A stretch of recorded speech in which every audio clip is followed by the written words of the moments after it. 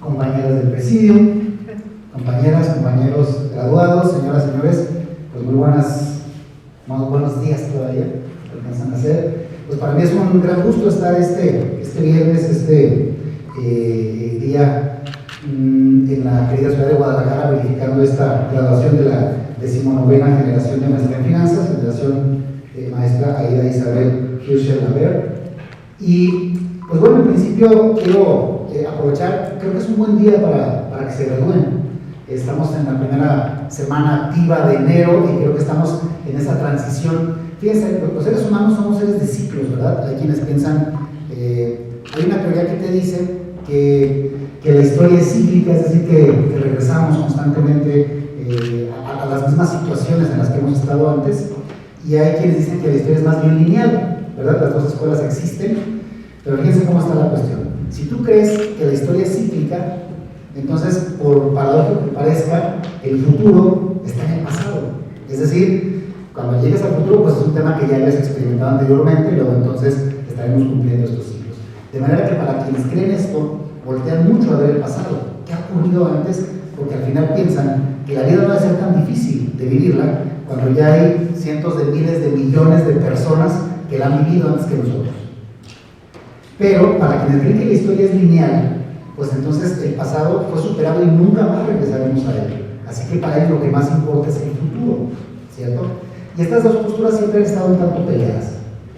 Sin embargo, trataremos de conciliar diciendo que hay algo de cierto en ambas, es decir, todos los años festejamos la Navidad, festejamos el Año Nuevo, la entrada de la primavera, todos los años cumplimos años, ¿cierto? Pero bueno, pues no sé si sea una buena noticia que les diga esto el viernes de su graduación, pero ya nunca vamos a cumplir 18, ¿no? Ni siquiera 20, y algunos ni siquiera 30, ¿cierto? Esto quiere decir que aunque regresamos a otra posición, es decir, que la historia más bien sería un tanto como una espiral de cuaderno, es decir, sí regresamos, pero regresamos en un punto un tanto diferente al que teníamos anteriormente. Entonces, bajo esta perspectiva, pues el 31 de diciembre y el 1 de enero somos la misma persona, regularmente, para nosotros es una gran transición decir que llegamos al Año Nuevo, pero somos iguales, ¿no? Esencialmente iguales. Sin embargo, si nos encontramos con circunstancias, ya su madrina, la maestra Aida, ya la licenciada Adriana lo han comentado, nos encuentra un principio de año un tanto peculiar, por decirlo de alguna manera. ¿Cuál es el signo que tenemos desde hace ya casi 2 años?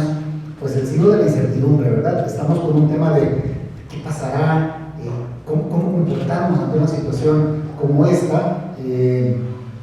Regularmente tenemos posturas encontradas. Justamente hoy comentábamos en la mañana que varios están posponiendo el regreso presencial a clases, pero pues el presidente de la República dice que no se va a posponer, ¿no? Y luego tenemos un subsecretario que nos dice que el cubrebocas no sirve, y luego nos dicen que no lo quitemos, y luego nos dicen que esto te contagia, y luego que siempre no te contagia. Entonces, toda esta guerra de información que tenemos, lo que nos provoca es incertidumbre, ¿cierto? Y nos provoca un poquito de miedo, y nos provoca, ¿qué hacemos ante esta circunstancia? Y yo les diría, porque estamos un tanto más obligados nosotros, como decía Rommel ahorita, pues hemos recibido una preparación, somos un pequeño porcentaje dentro de la población que ha tenido el privilegio de culminar estudios de posgrado, ¿cierto? Y entonces tendremos un poco más de responsabilidad social. ¿Por qué? Porque hemos sido, dijéramos, beneficiados, hemos sido privilegiados con el tema de la educación. Y estos privilegios solo se justifican cuando se reconvierten en un servicio hacia la sociedad. Y entonces, ¿cuál es la actitud que nosotros, que somos líderes sociales, tendríamos que tomar ante una postura de incertidumbre? ¿Qué hacemos si los demás de alguna manera nos están viendo? Bueno, pues aquí yo les diría que la postura que tenemos que tomar es de fortaleza, de fuerza.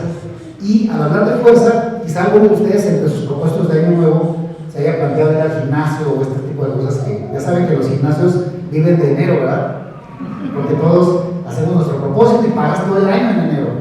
Y vas 3 días, te salen los 3 días más caros de tu vida, pero siempre tienes pensado de que voy a regresar, en algún momento voy a regresar. Bueno, si ustedes hicieron este propósito, está bien el tema de la fuerza física, pero yo de la fortaleza a la que me refiero el día de hoy no es una fortaleza física, sino es una fortaleza de carácter, ¿cierto? Una fortaleza de esa energía interna que tenemos y que nos hace plantarle cara a las situaciones que se nos plantean en la vida. Es decir, hay un mismo suceso, el mismito suceso, a una persona la puede catapultar, puede ser un incentivo para que saque lo mejor de sí, pero para otra puede ser un tema que la abata. ¿Y de qué depende si es el mismo suceso? De los ojos con lo que tú ves, ¿cierto? Y entonces eso está en el carácter que cada una de esas personas tiene. Esa fortaleza de carácter te sirve para que la ola no te revuelque, ¿no? Sino que surfes en ella y de alguna manera salgas bien librado, que es lo que tenemos nosotros que plantearnos en la actualidad. Esa fortaleza de carácter, ¿saben cómo se llama? Lo decía la maestra Aida ahorita cuando hablaba del tema de integridad. La fortaleza de carácter se llama virtud. Virtudes, esas que hemos escuchado. La palabra vir significa fuerza. Cuando hablamos de fuerza física es virilidad, decimos eso, ¿no? Que se relaciona mucho con ser varón, porque se supone que somos más fuertes físicamente. Claro que hay mujeres muy viriles, porque se refiere a fuerza física. Virilidad, fuerza física. Virtud, fuerza de carácter, fortaleza de carácter. Entonces, la fortaleza de carácter tiene que ver con los equilibrios. Con los equilibrios. Imagínense, yo por ejemplo, radico regularmente en la Ciudad de México, que tiembla una semana así y otra también. Imagínense, yo soy el rector del instituto, que empieza a temblar y que yo se vaya despavorido corriendo. ¿Qué pensarían los demás? Ah, entonces no puedes sentir miedo. No, claro que siento miedo, tampoco lo siento miedo, pero el carácter es una fortaleza que te dice, a ver, espérate, hay cosas que se tienen que resolver, ¿cierto? Y eso se llaman equilibrios, porque el ser humano está hecho para los equilibrios. No solo en la parte de carácter, también en la parte física. Si tienes una luz muy fuerte, no puedes ver, te encandila. Y sin luz tampoco puedes ver. Necesitas equilibrio. Un sonido muy fuerte te encandila, perdón, te aturde. No escuchas, pero un sonido muy bajo tampoco lo escuchas. Equilibrio. Un sabor muy amargo te escalda, uno muy dulce te empalaga. Equilibrio. Tocas algo muy caliente, te quema. Tocas algo muy frío, te quema. Equilibrio. En la fuerza de carácter es exactamente igual. Las virtudes son equilibrios, son puntos medios entre excesos, que son viciosos. Los vicios están en los excesos. Por ejemplo, si tú eres valiente, que es una virtud, estás en el punto medio. En un extremo por defecto está el cobarde. Pero en el otro extremo por exceso está el temerario, el idiota, ¿no? Que no mide las consecuencias de lo que puede ocurrir. Si tú eres generoso, estás en el punto medio. En un extremo está el tacaño, el agarrado, pero en el otro extremo está el maniguoto, el despilfarrado. Entonces, yo lo que les quiero decir es que ante un panorama de incertidumbre, lo que tenemos que plantear nosotros desde nuestra perspectiva de profesionistas, de maestros, es justamente la virtud entendida como los equilibrios en el carácter. Este tema va a seguir y no podemos estar abajo de la cama todo el tiempo esperando a ver qué ocurre. Vamos a tener que aprender a vivir con esto y esta es parte del equilibrio que nosotros necesitamos. Ha habido siempre una discusión de cuál es la virtud más importante y en esto se han partido escuelas filosóficas, ¿verdad? Si le preguntáramos, Roma se acordaba ahorita de Aristóteles. Aristóteles decía que la virtud más importante es la prudencia, el hombre y la mujer prudentes, ¿no? Si le hubiéramos preguntado a Sócrates, él nos diría que era la belleza. La belleza es lo más importante porque para los griegos era lo más importante la belleza. Fíjense, los griegos incluso cuando saludaban no decían buenas tardes o buenas noches, decían calíspera, calínicte, quiere decir bellas tardes, bellas noches. No me importa si fueron productivas o no, aunque hayan sido bellas, porque la belleza era el máximo, la máxima aspiración. Platón decía que era la honestidad, Epicuro decía que era el placer, Kant nos dijo que es el deber, Bentham nos dijo que es la utilidad. ¿Cuál es la máxima virtud? Bueno, yo no quiero contestar esa pregunta ahorita ni corregirle la plana a estos grandes pensadores, ni mucho menos, ¿no? Lo que sí creo, y lo creo con honestidad intelectual, es que la máxima virtud es la que el momento te demanda. Si por ejemplo eres un juez en tu ejercicio de funciones, pues evidentemente será la justicia la que en ese momento necesitas. Pues es una virtud que está un tanto olvidada, pero que es muy bella. Hasta el nombre tiene bello, se llama magnanimidad. Magnanimidad, magna, grande, ánima, alma. La persona magnánima es la que tiene el alma grande. Es un punto medio entre el pusilánime es el que tiene el alma chiquita, o el soberbio, que cree que nada lo toca.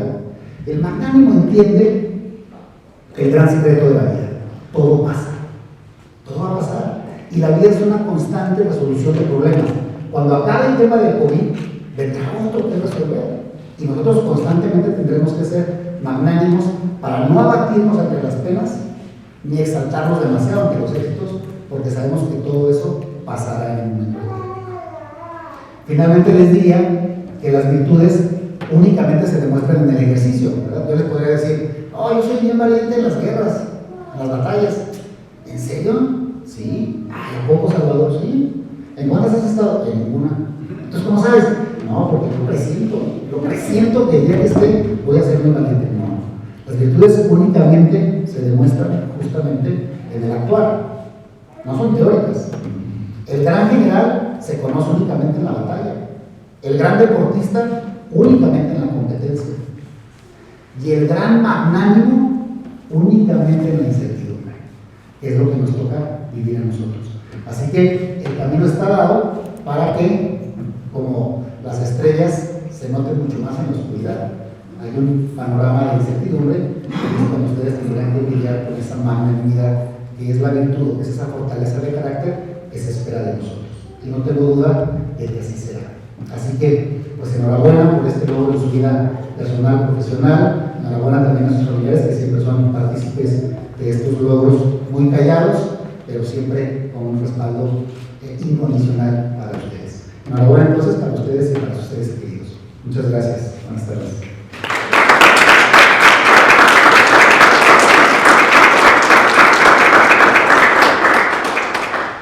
Y pues les pediría ponernos de pie para hacer la clausura oficial, siendo las 12 horas con 5 minutos.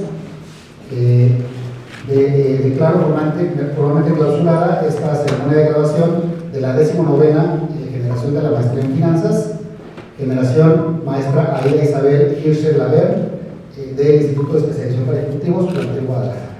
Buenas tardes. Ahora sí, buenas tardes.